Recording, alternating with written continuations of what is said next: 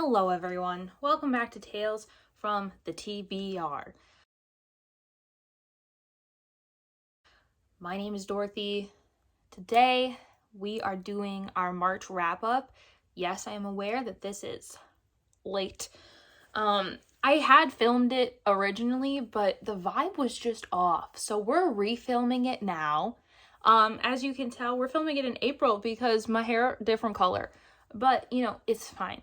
So, without further ado, let's talk about all of the TV shows, movies, books, everything. So, first off, the two shows that I've been watching, I've been watching The Voice season 23 because Niall Horan is one of the coaches. That is the literal only reason I'm watching the show, because Niall Horan is there. Secondly, I've been watching The Mandalorian season 3. I am not currently caught up. Don't you dare spoil me. If you spoil me, we're no longer friends, okay? Okay. So those are the only two things I've been watching because otherwise I've been working or reading.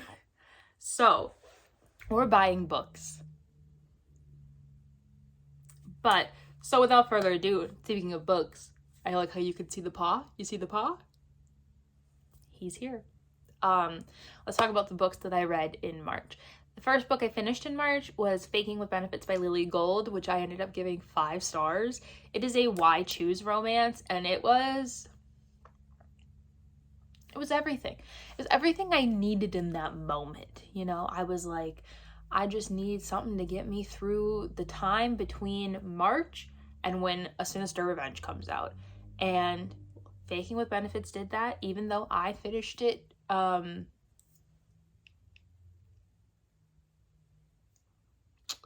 finished it within 24 hours. Yeah, I got a problem. Anyways, doesn't matter. So that was the very first book that I read. I really enjoyed it. I am going to be reading more of Lily Gold's work, so keep your eyes peeled for that. The next book that I read, though, was an anticipated release of mine, which you guys have already seen the full reading vlog for. And that is A Sinister Revenge by Deanna Raybourn. This is the 8th book in the Veronica Speedwell series. I listened to this on audio because my hold for Libby came in the day this book came out, and I said, let's go. So I read this within 24 hours of it being released because I have no self-control. And I really enjoyed it. I gave this 4.5 stars. I really thought it was a good addition to the series. It answered some questions I had after the previous book. And yeah, I really enjoyed this. If you don't know what the Veronica Speedwell series is about, essentially it is Veronica Speedwell. It is also a cozy mystery. This is also the only cozy mysteries I read. Veronica ends up going to London after her aunt passes away. And the person that brings her to London ends up dead the next day. And after she spends the night in Mr. Stoker Templeton Vane's house, they find out that this person that brought Veronica to London is dead, and they go about solving the mystery. This is them solving mysteries. I will not hide the fact that there is a slow burn romance in here between Veronica and Stoker. It is the biggest part that I keep going back to this series because, as you guys know, I am not a mystery girly. I love my romance and I love my fantasy. So the fact that this got me is shocking, but I love this series. I can't wait for the 9th one. So yes, we have this beautiful. Then we got another anticipated release because I didn't even know it was coming out. But then the moment I knew, I said, give me that book. And that was The Right Move by Liz Tomforde. You guys also already know how I felt about this. I gave it 5 stars. There's a whole reading vlog just for this book. It was beautiful. Ryan Shea is the hottest man of 2023, and no one is going to touch him. I'm convinced of that. Because he's hot as hell, and he is perfect, and I love him. I cannot wait for the 3rd book in this series. Liz Tomforde's writing is just so good, and I keep just eating it up every single time there's a new book, and that was no exception for this. Once I started it, I was like, oh, we're in. and I was screaming my darn little head off because I was just like, he did what now? He did what now? He said what now? He said what now to Miss Indy? And listen, Ryan Che's hot, and I love him. And there's nothing else you can tell me about it. I love him. He's perfect. The next book I read was, again, another anticipated release, and that was The Love Wager by Lynn Painter. This was wonderful. I gave this book 4 stars. I really enjoyed it overall. I did think it could be longer. It is under 300 pages. I also did not realize that this was continuing Mr. Wrong Number, because this is the female main character from that's brother. Now, I'm going to say you don't have to have read that in order to like this. I personally think, if I remember correctly, I gave Mr. Wrong Number 3 stars. I overall, again, thought it could be longer, needed a little bit more time with my characters, but there was just something about this that I was just like, yes, I'm here, I'm in, I'm invested. Maybe it's the friends to lovers of it all after their one night stand, but I just, and there's also fake dating. Obviously, we love a fake dating here. I just really enjoyed this overall. Lynn Painter, as you guys know, is the queen of the YA on this channel besides Taishi Buyen. And her adult releases have been kind of hit or miss for me, but overall I loved this. So I recommend this by a million. The next 2 books are in a series, but I'll go over them one at a time. I finished Juniper Hill by Devney Perry, which is the second book in the Eden series. I gave this book 4.5 stars. Knox and Memphis are so great. I love them. This is a single mom book. And Knox is, oh my God, he's perfect. He really is perfect. I adore him with my whole heart. I just cannot believe him existing.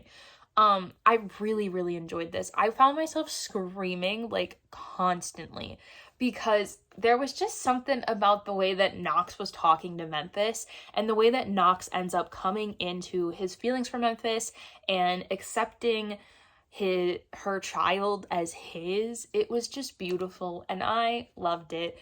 And continuing the Eden series is just, it's perfect.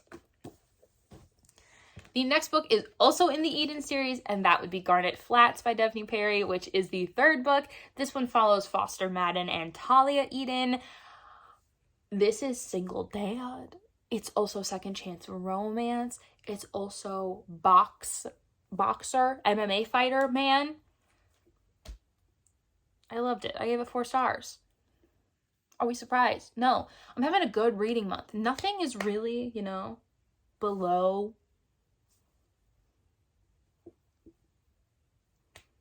Yeah, no, nothing's below a 4.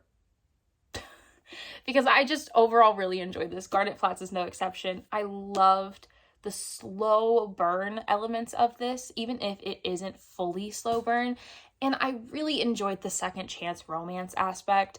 There is just something in the way that Foster is just like, I do not care.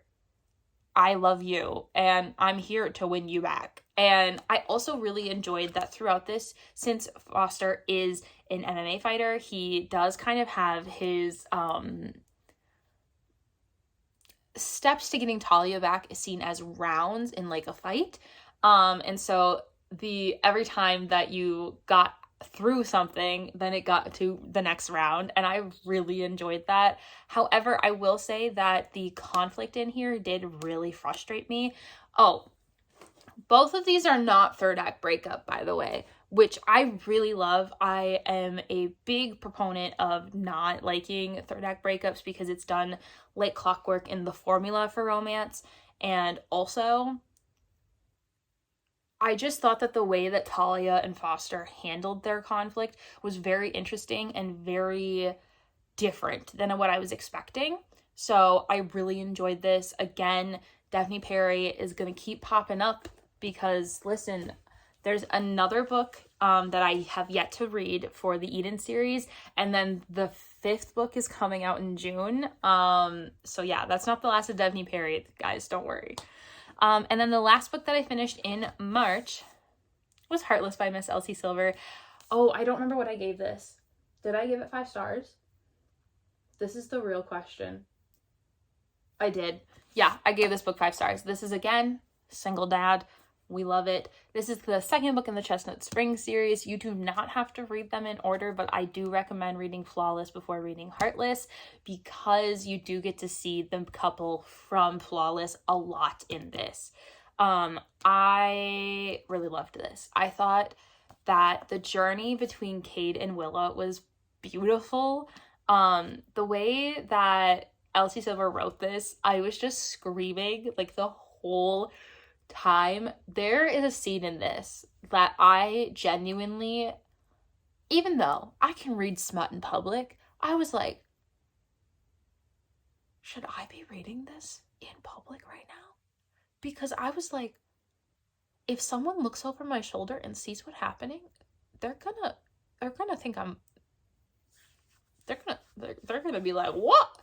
And yeah, so I loved this. That smut scene was great. I also really loved the chemistry between Willa and Cade, and I like seeing Luke, which is not their son. It's Cade's son, and I loved it. I loved it so much. It was so good.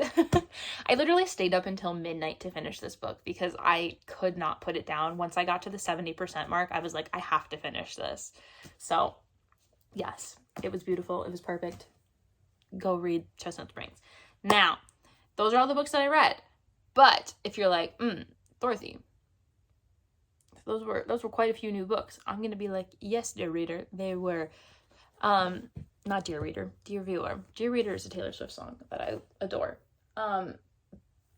I need to tell you, I bought quite a few books this month. Not nearly as many as last month, but I did do the thing. So obviously, all of these books from the wrap up that I read, I purchased this month also. I will say I read Mile High, The Right Move, Garnet Flats, and Juniper Hill all on my Kindle because I did read them on Kindle Unlimited, but then after I finished them, I needed physical copies. So don't judge me. Also in the same vein, I got Mile High finally, guys, because listen, Evan Zanders owns my ass. So who am I to deny him having a spot on my shelf? Now, the rest of this is all also new. There are 3 books that I picked up at the recommendation of people from Mel's Discord, from her Patreon, that I will be reading for a video project, hopefully coming in summer. Don't quote me on that because I'm not sure when I'm going to be in the mood for them, but those books were The Starless Sea by Erin Morgenstern, courtesy of Miss Han, which, by the way, I don't know anything about this book. Daisy Jones and the Six by Taylor Jenkins Reid, which is just in general from the Citadel because, listen, everyone just tells me how much they love this book, and I have the audiobook, which is apparently the good way to read it, and I just haven't gotten there yet, but everyone keeps telling me to read this. So, and then I can't remember who told me to get this because I don't remember their name. But I also got The Final Strife by this lovely author's name that I can't pronounce. I don't even want to try because I'm nervous I'm going to offend someone. But yes, this is a fantasy book, so I'm hoping I'll be... Oh, the paperback is so floppy and perfect. Oh, yes. Now, the rest of this, actually, there's one in here that was a gift. So, we'll do that one. My friend Nayeli, that I love very much and adore with my whole heart, sent me Good Girl Complex by Elle Kennedy so we can buddy read it together eventually. I cried when I got this. I was having a really rough time and Nayeli sent it to me and it cheered me up within like seconds, and I did cry when I got it because I was like, this is beautiful. So this is another series by Elle Kennedy that I want to be digging into. So And thank you, Nayeli, for gifting this to me. I love you to the moon and back. Now the rest of this is me purchasing, which granted, wait a minute, we're missing one. Where is it? Okay, the rest of this was all me, without any prompting. Actually, one of them was for Kiss and Tell. So I got the Wedding Crasher by Mia Sosa because this is our April Kiss and Tell book club pick. I have currently already read it, gave it 4 stars, really enjoyed it, just so you guys know. But this is the Kiss and Tell pick, sponsored by me and Zoe wanting to read this book because I specifically wanted to read it because I kept hearing about it from Kayla from Books and Lala, who is not a romance booktuber, but has not stopped talking about it since she read it. So I was like, oh, if Kayla likes it, it's good. So yes, I got the Wedding Crasher for Kiss and Tell. Now the rest of this is me. I got The Neighbor Favor by Christina Forrest. This is an anticipated release of mine from Berkeley. It's like a neighbors to lovers romance. The female main character is a bookworm and the male main character is an author. They start sharing stories. It's going to be very cute. I'm very excited. I got Getaway Girl by Tessa Bailey because my Barnes & Noble had it. Also, very floppy. I picked this up while I was also purchasing the books for that video project. And I got this because I saw it was a brand new Tessa Bailey book that I hadn't seen before. And as you guys know, I'm on a journey to read Tessa Bailey. So, picked it up for that reason. Also, it was under 300 pages. This next one I got because I was feeling sad. It was floppy and the back sounded intriguing. And that's Paper Princess by Erin Watt. I haven't heard about this series, but my Barnes & Noble stocked it and I was like, wait a minute. First of all, spine intrigued me. Second of all, cover intrigued me. Flop factor. And then I read the back and I was like, okay, I'll get behind this. I also can't tell if this is going to be dark romance, so we'll find out together. And then the last 2 books that I picked up this month are part of a series that I love. I got The Mistake from the Off-Campus series, as well as The Score by Elle Kennedy.